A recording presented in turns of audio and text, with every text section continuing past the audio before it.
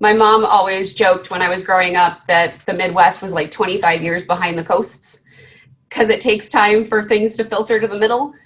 And definitely with the pandemic, we were a few months behind, and now it's really going, because on any given day, we range anywhere from 5 to 800 positives. And now, because of the governor and IDPH deciding that people were done with the acute phase at 28 days and were quote unquote recovered, now we're seeing like 700 to 900 recoveries on any given day, which what we know about post-COVID illness, all of the interesting side effects, monthly, like that feeling of malaise or fever, it's causing women's cycles to change. There was actually a really interesting post-mortem study that came out, I think it came out of Hong Kong, that in men who had died, they had seen infiltration into seminiferous cells in the testicles. So COVID started attacking that. And that, from my point of view, makes me wonder, okay, so what are we looking at for fertility for younger generations? Yeah, there's a lot of little pieces that are starting to causes the blood to thicken, causes blood clots that can lodge in your lungs or your legs. It also can cause heart cells to get infected and die, and then that releases troponin into the bloodstream. There's so many different organ systems that this virus can invade and then infect. And then kill, as the small man says. And the more we're learning about the virus, the more clear it's becoming that this is not something anyone wants to get. Even if, let's say, you get a mild infection and your symptoms, you have a medium grade fever, you feel like garbage for a few weeks, then you're okay. That might show up in 5 to 10 years as some other type of health problem that you're not prepared for. And what's interesting is now we're seeing some younger adults. I actually posted about this on my Facebook. A younger adult that's in Keokuk and how he got sick and he wasn't doing the things he needed to do.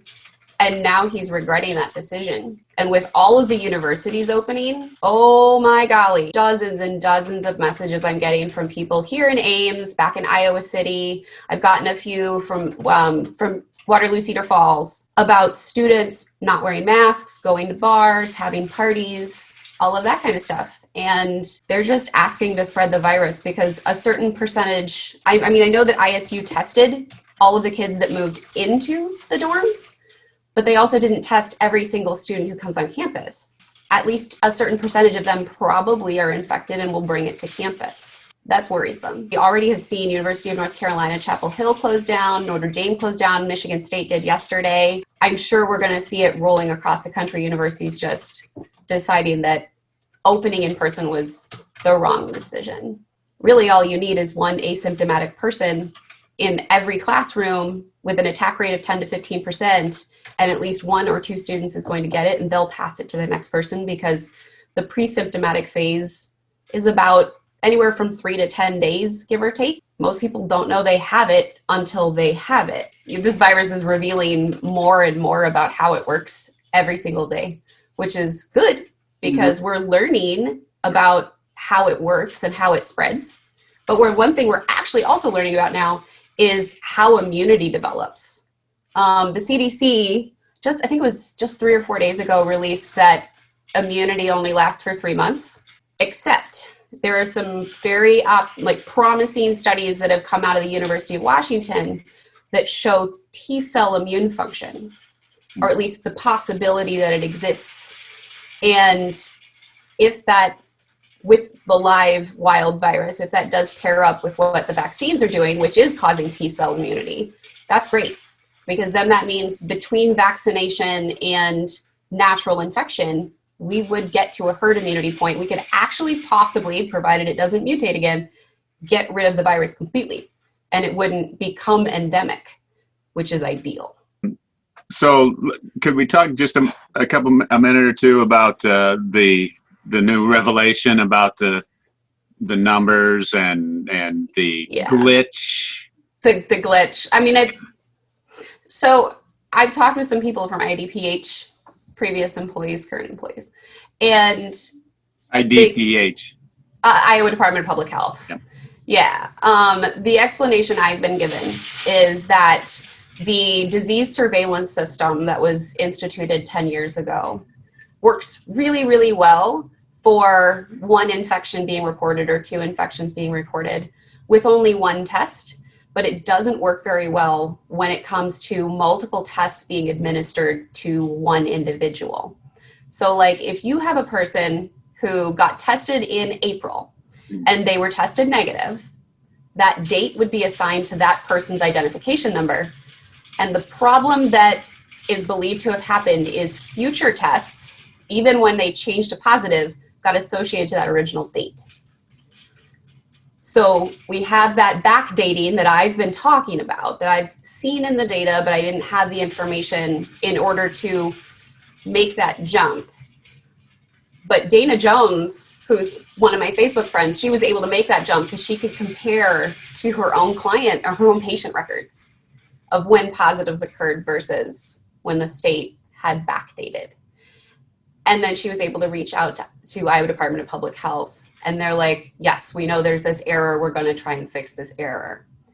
So currently, according to the state, they're in the process of fixing the error. I don't know how long that's going to take. This is an issue that I also found, it would have been late last week on the state's website. They report total deaths, and then there's deaths by pre-existing condition. The total deaths number that's listed on the state's website does not at all match when you add it up to the pre-existing conditions. It's off by like 200 people. And it did match prior to last week. I know that there's still a problem because like I go twice a day and I grab the information, and it still is undershooting the number of people. It's also undershooting the number of people who died in a day. So clearly there's another error in the conditional formatting or some kind of formatting. It needs to be as accurate as possible. The data is more of a broad indicator of what's going on. You can't take that number and hold it close to yourself and be like, okay, my county is really safe. You have to think about it in, and I hate to use this word because Reynolds used this word, the broader context. She used it to send kids back to school, whereas my usage of broader context is take a look at your community, the counties around your community, anywhere else you go. If there's increasing positives, that's probably happening in your own county too. You just don't know about it yet. We will know more once the fix occurs, and then I can compare the numbers back and forth. Since most of the tests that ended up getting backdated are already outside that 14-day window, it probably shouldn't affect positivity too much. We need anonymized public data. We don't need names, addresses, zip codes of individual people. Those people deserve their privacy, their ability to heal, or their ability to be negative to also not be known. But we need to know when these tests are coming in and not just given a general idea. We need more specific information. Indian Hills, yeah, they had to quarantine a whole first grade classroom. And I feel badly for all of them because the child didn't know. I'm assuming their parents had no idea that their child was positive, because kids in general, either, at least from the data we already have from other states, some kids do develop severe disease or even moderate disease, but most are pretty mild. The sniffles, upset tummy, just kind of feel off for a few days, and kids can feel off for a whole bunch of reasons. So it's hard to know what's what. If it were my son and I didn't have my immunodeficiency and he was like, I don't want to go to school today, I can understand the thought process.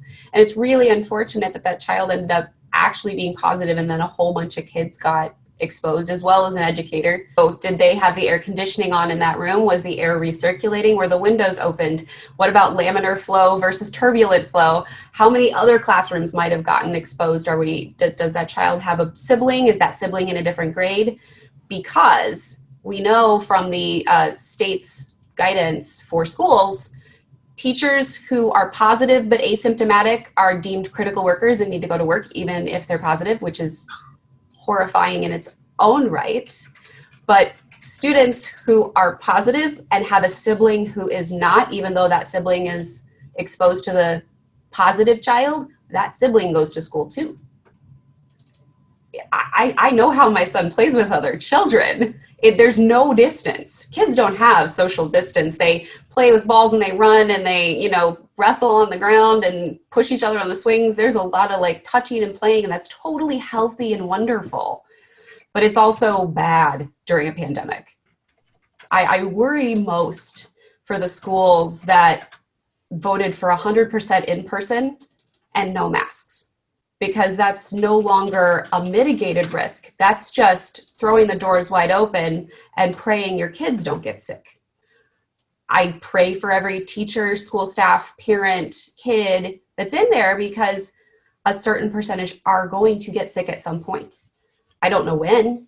It's probably sooner rather than later based on spread, but is it really worth it to open our schools only to have them close again just like we did last spring? We shouldn't be putting all that burden on our educators.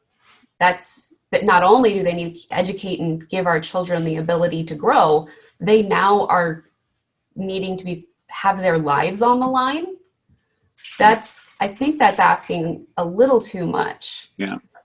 We need to, at the very least, be giving all of our educators N95s, face shields, and doing the same for all of our children too. Every child needs an N95 and a face shield, and they also need to be taught, like, if you're within an arm's distance of another kid and you both are wearing proper PPE, back up a little. That's going to be so difficult for small children. It's going to be difficult for children of every age, because we're seeing that at universities as well. The holidays are coming. We all want to be able to see each other, because holidays are when you spend a lot of time with your extended family.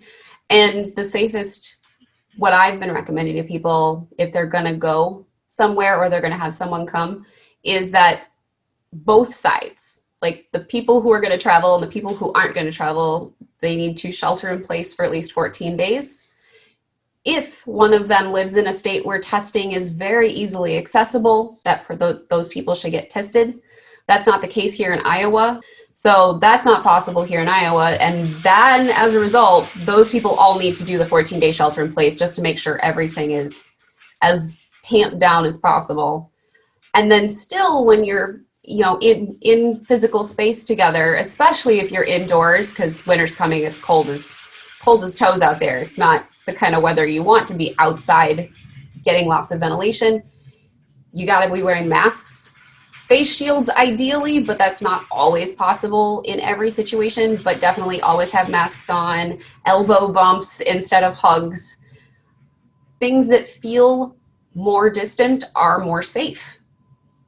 And obviously, hand hygiene like crazy. Wash your hands solidly for 20 seconds in warm water. Doesn't have to be hot, doesn't have to be cold, just something that is body temperature-ish. And watch your own body. Pay attention to anything that seems even slightly different, because it could be a symptom. People can pick up the virus and they can transmit it, and they have no idea that they're infectious. So we have to just be more aware of our actions. We just have to be a lot more cogent about how we're walking in the world. It's a lot of mindfulness, and Americans in general, we are not good at that. Anyone who can do a mail-in ballot should be doing a mail-in ballot, so that the people who can't for one reason or another have the distance they need to be able to go vote, and it's not a line all the way around the block. People are shoulder to shoulder like it is every year when we all go vote. We need to depopulate congregated areas as much as we can by pulling ourselves back and thinking more about what the collective of our community, our state, our nation, our world needs right now. We can go back to thinking about ourselves and our families, number one, when the pandemic's over. But until the pandemic's over, we all have to knuckle under, I think is the right verb. We just have to accept that we have more responsibility than just us now. We're responsible for every single person we see. And if we think that way, we'll act that way. We'll make the decisions necessary as to whether or not going to a dance recital is a good idea, or going to a big church picnic is a good idea. And we'll tell ourselves, maybe next year. Sounds good. Take it easy and stay safe, okay? Yeah, will do. You too. Bye. Bye-bye.